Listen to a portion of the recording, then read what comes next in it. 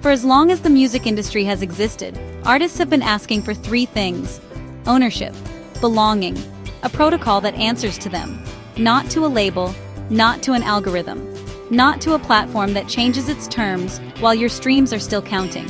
5,570 streams, 365 days, 5,000 streams in a year, below Spotify's new threshold. Legal earnings, zero. They didn't hide this, they published it.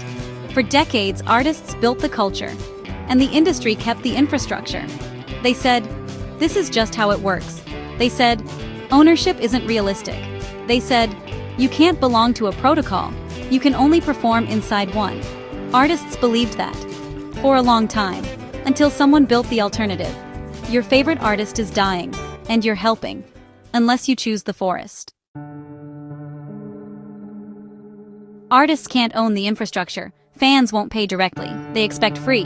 You can't build community into a protocol. Sovereignty in music is a fantasy. These weren't opinions, they were handed down like laws, and for a long time, they worked. Because no one had built the counter-evidence. The streaming model was designed to make alternatives feel impossible. If you can't afford to eat without the platform, you can't afford to leave it. If your audience lives inside their algorithm, you can't pull them out. If the infrastructure belongs to them, you're always a tenant. But here's what they didn't anticipate. An artist who was also a builder, who understood the extraction, not just as a musician, but as an architect, who looked at the system and asked, what would this look like if we built it for the artist first? What if fans could own a position in an artist's ecosystem, not just a playlist slot? What if streams generated yield, not just plays? What if the protocol answered to the artist, and the artist answered to no one but their community? The industry said impossible. We wrote the code. Stream Roots isn't a pitch, it's a receipt. Let me show you what was built, piece by piece, for every demand artists made that the industry refused. Artists wanted ownership. Not ownership of a master recording in a contract that expires when the label decides. Real ownership, immutable, on-chain, the vinyl.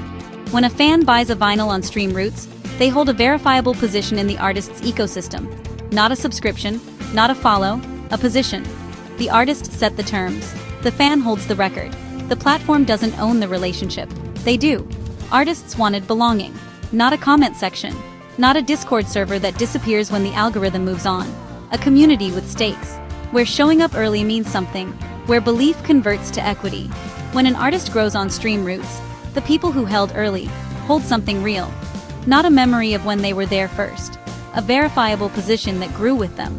That's not streaming. That's sovereignty shared. Artists wanted a protocol that answered to them. DAO governance. On-chain decisions. A community that votes on how the ecosystem evolves. Not a platform that updates its terms at 2 in the morning and sends you an email you didn't ask for. Stream Roots runs on the artist's rules. The community holds the governance. The platform is the soil, not the ceiling. Here's what this means for you.